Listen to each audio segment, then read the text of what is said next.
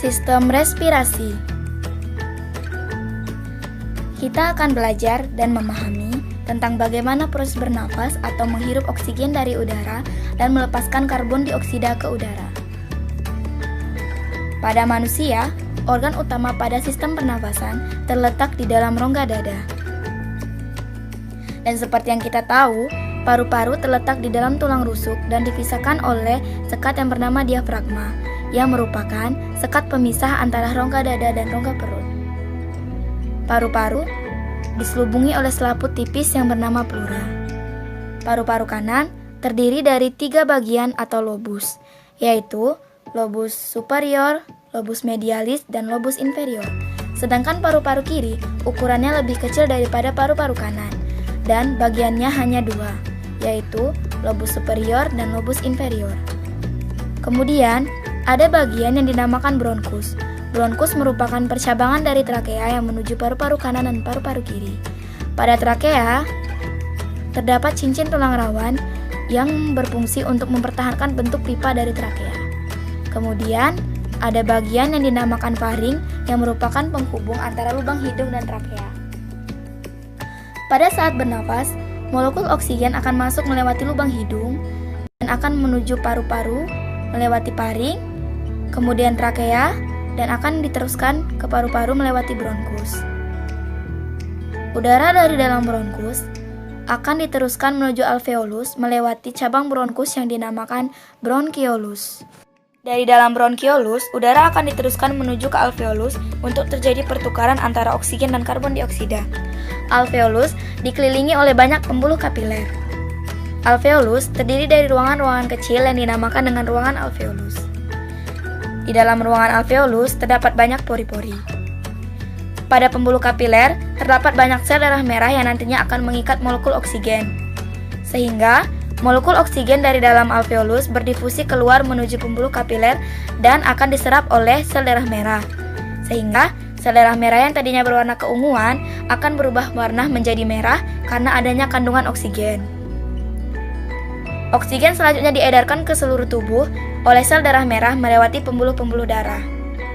Sedangkan molekul karbon dioksida akan berdifusi ke dalam alveolus dan akan berkumpul di dalam ruangan alveolus.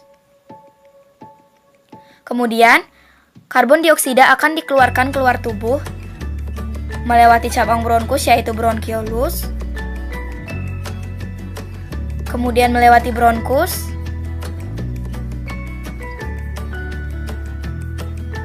dan selanjutnya menuju ke trakea, dan pada akhirnya akan dikeluarkan keluar tubuh melewati lubang hidung. Proses menghirup udara dari luar atau menghirup oksigen dinamakan dengan proses inspirasi, di mana otot diafragma berelaksasi sehingga udara dari luar masuk ke dalam tubuh, ke dalam paru-paru, dan kemudian terjadi pertukaran antara oksigen dan karbon dioksida di dalam alveolus. Kemudian proses ekspirasi, di mana otot diafragma berkontraksi sehingga udara yang kaya karbon dioksida dari dalam tubuh dikeluarkan melewati lubang hidung ke luar tubuh. Proses inspirasi dan ekspirasi inilah yang kita sebut dengan proses respirasi. Proses respirasi kita lakukan setiap harinya, setiap detik, selama proses kehidupan. Kesimpulannya, organ utama pada sistem pernafasan terdapat di dalam tulang rusuk dan dipisahkan oleh sekat diafragma. Paru-paru dibungkus oleh selaput tipis yang bernama pleura. Paru-paru kanan terdiri dari 3 lobus atau bagian, yaitu lobus superior, lobus medialis, dan lobus inferior. Sedangkan paru-paru kiri hanya terdiri dari 2 bagian, yaitu lobus superior dan lobus inferior. Kemudian, ada bagian yang dinamakan dengan bronkus, yang merupakan percabangan dari trakea yang menuju ke paru-paru kanan dan paru-paru kiri. Pada saat kita bernafas, udara masuk ke dalam tubuh melewati lubang hidung, kemudian melewati faring, selanjutnya ke trakea, kemudian masuk ke dalam paru-paru melewati bronkus. Selanjutnya, udara akan diteruskan ke dalam alveolus melewati bronkiolus, kemudian masuk ke dalam alveolus, yang dikelilingi oleh pembuluh kapiler. Sel darah merah di pembuluh kapiler akan menyerap oksigen dari alveolus yang berdifusi keluar. Sehingga sel darah merah yang tadinya berwarna keunguan akan menjadi sedikit lebih merah karena adanya oksigen. Kemudian oksigen akan diedarkan ke seluruh tubuh oleh sel darah merah melewati pembuluh-pembuluh darah. Karbon dioksida akan berdifusi masuk ke dalam alveolus, kemudian dikumpulkan di dalam ruangan alveolus, dan akan dikeluarkan keluar tubuh.